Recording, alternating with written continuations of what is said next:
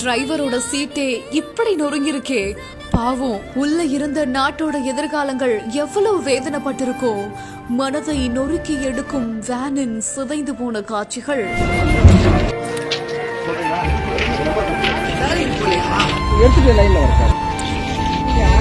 விழுப்புரம் மாயாவரம் செல்லக்கூடிய பேசஞ்சர் ரயில் ஒண்ணு கடலூர் செம்மங்குப்பம் பகுதி அருகே சென்றிருக்குது. அப்போ அந்த ரயில்வே கேட் பகுதியை ஒரு பள்ளி வாகனம் கடக்க முயன்றிருக்குது. ரயில்வே கேட்டை கடக்க முயன்ற பள்ளி வாகனம் மேல மின்னல் வேகத்துல வந்த ரயில் மோதி கிட்டத்தட்ட 50 மீட்டருக்கு அந்த வேன் இழுத்து சென்றதா சொல்லப்படுது. இந்த ஒரு கோர சம்பவம் இந்தியாவையே உலுக்கி எடுத்திருக்குது.